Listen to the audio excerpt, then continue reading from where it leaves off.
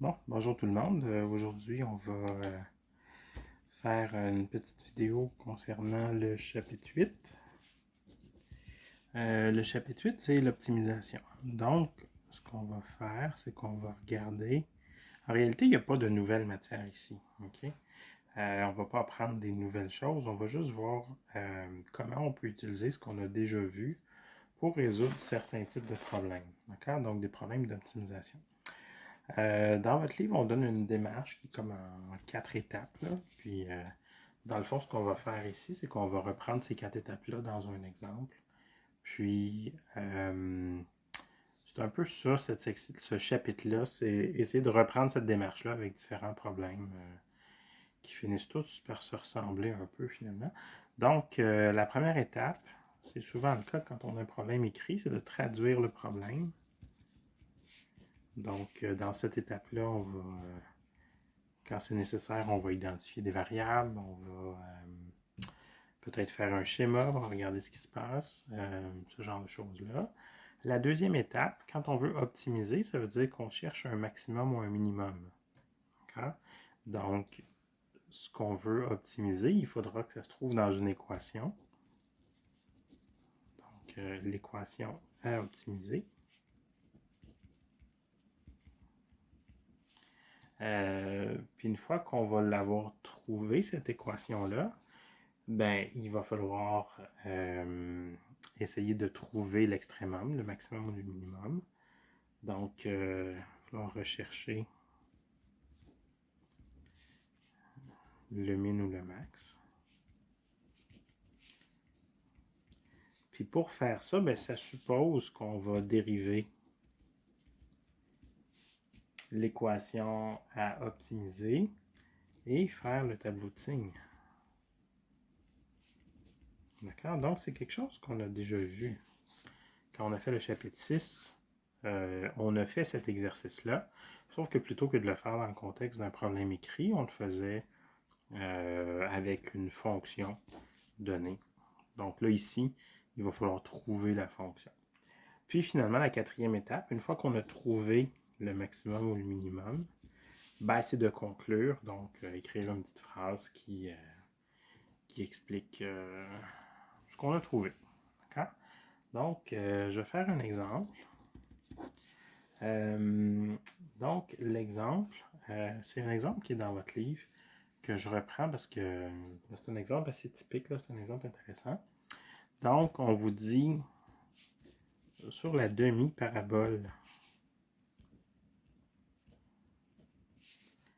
y est égal à x2 avec x plus grand ou égal à 0, on vous demande de trouver le point le plus près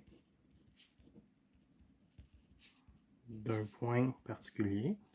Puis le point, c'est le point 0, 1. D'accord? Donc, c'est ça qu'on veut faire. On veut trouver le point le plus proche d'un endroit en particulier. Donc, si c'est le point le plus proche, ça suppose qu'on voudra trouver une distance minimale. Donc, l'équation optimisée va peut-être être la distance, mais la première étape, c'est de traduire le problème. Donc, traduire le problème, une bonne idée, ce serait de commencer par faire un schéma de la situation qui nous intéresse. Donc, on vous dit la demi-parabole y est égale à x2 quand x est plus grand ou égal à 0. Donc, la parabole y égale à x2, c'est ça ici, mais là, c'est quand x est plus grand que 0. Donc, x est ici, y est là, donc c'est cette parabole-là. D'accord? Bon, le point le plus près du point 0,1. Donc, le point 0,1, il est, mettons ici, d'accord? Ce point-là. Donc, ça veut dire qu'il existe un point sur la parabole, on ne sait pas trop où, qui est le plus près de ce point-là. D'accord? Donc, évidemment, si on est ici, on est à une distance de 1. Puis après, quand on s'en va par là, ben, peut-être que la distance diminue, puis qu'ensuite, elle augmente. Ce genre de choses-là. Donc, il faut essayer de trouver ce point-là. Et la longueur qui est ici, c'est la distance D. Le point qui est ici, dont on ne connaît pas les coordonnées, on peut les appeler X et Y. Puis, qu'est-ce qu'on veut faire? On veut minimiser la distance D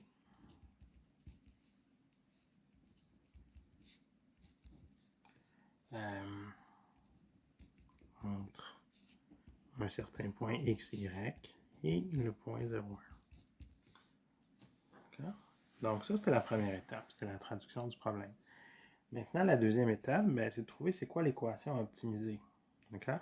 Mais l'équation à optimiser, ben, comme c'est une distance ici, on peut ici imaginer que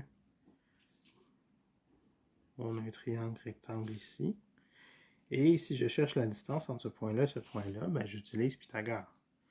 Donc la longueur D, qu'est-ce que c'est? Ben, par Pythagore, c'est la racine carrée de cette longueur-là ici. Cette longueur-là, c'est quoi? Ben, c'est le y qui est ici moins le y qui est là. Donc, le y qui est ici, c'est 1. Le y qui est là, ben, c'est on décide de l'appeler y. Là. Donc, ça fait 1 moins y au carré. Plus. Ben, maintenant, c'est la longueur qui est ici. La longueur qui est ici, ben, la plus grande valeur, c'est x. La plus petite, c'est 0. Donc, x moins 0 au carré, ce qui revient pas mal à x. Donc, dans un premier temps, on a ça. Sauf que le point qui est ici, il est sur la parabole. Puis sur la parabole, ben, on a que y est égal à x2. Donc, si y est égal à x2, ça veut dire que le y qui est ici, ben, on peut le remplacer par x2.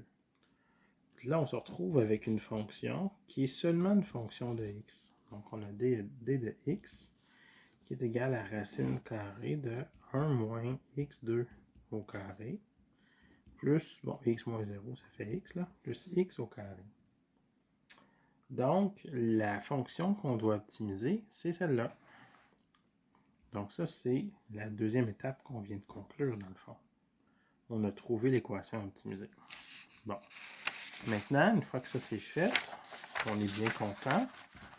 Maintenant, on va être rendu à dériver cette fonction-là pour arriver à trouver le maximum, ou le minimum, pardon, dans ce cas-là, parce qu'on cherche une distance minimum.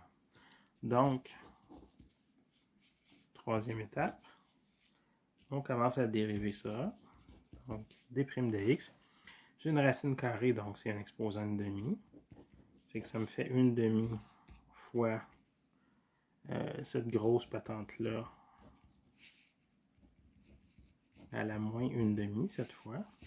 Puis ensuite, je dois multiplier, on se souvient de la dérivation à chaîne, chapitre 5. Je dois multiplier par la dérivée de ce qui est à l'intérieur ici. Donc, la dérivée de 1 moins x2 au carré, ben, c'est 1 carré, donc 2 fois 1 moins x2 à la 1 fois la dérivée de 1 moins x2 qui est moins 2x, plus la dérivée de x2 qui est 2x. Puis tout ça, c'est ensemble. D'accord? Bon. OK. Maintenant qu'on a ça, c'est pas une très jolie expression, donc il va falloir essayer de la simplifier un peu. Donc ça ici, avec l'exposant moins une demi, puis le 2 qui est là, on va mettre ça en dessous ici. Donc 1 moins x2 au carré plus x2. Bon. Maintenant, ici, j'ai 2x, je vais mettre ça ici, moins 4x, le 2 qui est ici avec le fois moins 2x qui est ici, donc moins 4x, fois 1 moins x2. D'accord? Bon, une fois que j'ai ça, je peux mettre un 2 en évidence pour me débarrasser du 2 qui est là. Donc j'enlève 2 ici, j'enlève 2 ici, puis j'enlève le 4 ici, il me reste un 2. D'accord? Maintenant, j'ai du x ici, j'ai du x là, je peux mettre ça en évidence. Donc, qu'est-ce qui me reste si je mets x en évidence? Ici, il me reste 1, moins. Ici, le x est mis en évidence, donc 1 moins x2, comme ça, sur racine carrée de 1 moins x2 au carré plus x2. D'accord. Hop, j'ai oublié mon 2 ici. Je m'excuse, j'ai fait une petite erreur. Donc ici, c'était 2 ici. Il y avait un petit 2 ici, qui est ici, que j'ai oublié de mettre là. Je m'excuse. Donc ici, qu'est-ce qu'on va avoir? On va avoir x fois 1 moins 2 plus 2x2 sur racine carrée de 1 moins x au carré plus x2. Donc le 1 moins 2 va donner moins 1, ce qui va nous donner au final x fois 2x2 moins 1. Tout ça sur racine carrée de 1 moins x2 au carré plus x2. OK. Oh, je m'excuse, vous ne voyez plus trop. Voilà. Bon. OK. Fait que là, maintenant qu'on a ça, ça c'est notre dérivée. Qu'est-ce qu'on fait avec ça? Ben, notre but, c'est de faire un tableau de signes avec ça. Donc, voir est-ce qu'il y a des endroits où la dérivée n'existe pas ou la dérivée donne 0. Donc, comme notre dérivée, c'est ça ici, on sait que d' de x va donner 0 si et seulement si, ben, d'une part, si x est égal à 0, ou bien si 2x2 moins 1 est égal à 0.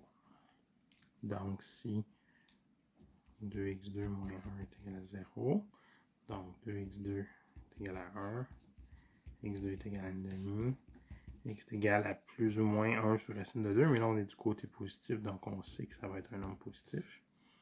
Donc, x va être égal à 1 sur racine de 2. Okay? Bon. Ici, il n'y a pas d'endroit où la dérivée n'existe pas. Là.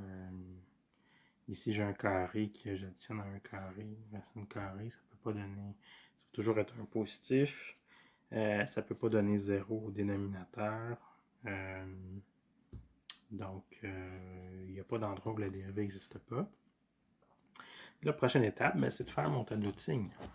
J'ai deux valeurs critiques pour la distance. C'est quand la distance est égale à 0 et quand la distance est égale à... pardon, pas la distance, mais la valeur de x est égale à 0 ou quand la valeur de x est égale à 1 sur racine de 2. Donc ici, je rappelle que dans le contexte, x doit être plus grand ou égal à 0. Donc, je ne vais pas aller voir ce qui se passe à gauche de 0 parce qu'à gauche de 0, c'est pas dans notre domaine. Là, ça ne nous intéresse pas. Bon, maintenant, ici, on a le signe de d' de x, sa croissance. Et ici, ben, sa valeur. Là. Donc, d de x. OK.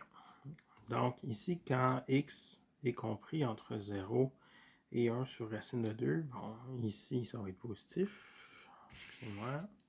Ici, c'est positif, donc tout va bien. Et ici, quand x est compris entre 0 et 1 racine de 2, ben, le 2x2 va être plus petit que 1, donc de soustraire 1, ça va donner un nombre négatif. Puis, quand x va être plus grand que 1 sur racine de 2, ben, ça va être plus grand que 1, donc ça va donner un positif. Bon, donc ça veut dire que la fonction va être décroissante comme ça, croissante ensuite. Ça veut dire qu'ici, en 0, on a un max. En 1 sur racine de 2, on a un min. Donc, ça veut dire que notre minimum, on l'a trouvé. C'est quand x est égal à 1 sur racine de 2. Et la distance à ce moment-là, ben, on a notre fonction, là, d de x, c'était quoi au départ? On va aller chercher ça. C'était ça ici, c'était racine carrée de 1 moins x2 au carré plus x2. Donc, ça veut dire que d de 1 sur racine de 2, ça va donner racine carrée de 1 moins, ben, 1/2 en fait, parce que c'est au carré plus 1/2. Donc 1 moins 1/2 au carré, ça fait 1/2 au carré, ça fait 1 quart. 1 quart plus 1/2, ça fait 3 quarts. Donc racine carrée de 3 quarts, donc racine de 3 sur 2, c'est la distance minimale.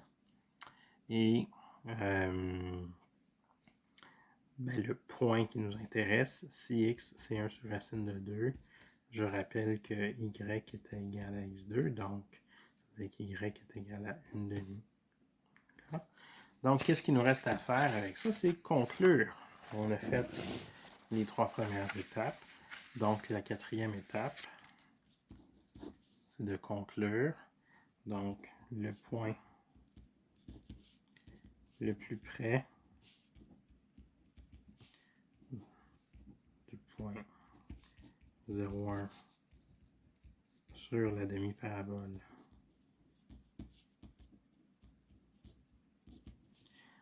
y est égal à x2 avec x plus grand ou égal à 0 est le point, on a dit 1 sur racine de 2, 1/2, qui est à une distance donner la distance, on fait un peu d'extra, parce que dans la question, on ne le demandait pas.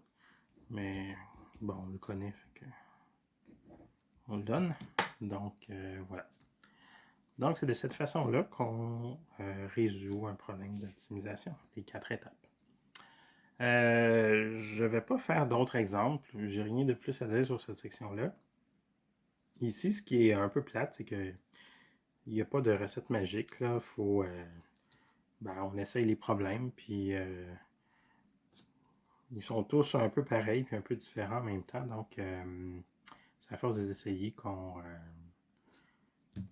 développe finalement des techniques. Mais comme on ne fera pas d'examen là-dessus, il n'y a pas trop d'inquiétude. C'est pas non plus la matière qui revient dans le cours suivant. Donc, je ne vais pas trop insister là-dessus. C'est juste mentionner que c'est intéressant de bénéficier des dérivés pour optimiser, pour résoudre des problèmes d'optimisation comme ça. Donc, voilà, c'est tout pour le chapitre 8. Le chapitre 8, il y a 2 sections, 8.1 et 8.2. Mais dans les 2 cas, c'est le même genre de problème, sauf que ceux du 8.2 sont un petit peu plus difficiles que ceux du 8.1. Donc, voilà, je vous laisse là-dessus pour le chapitre 8. Bye!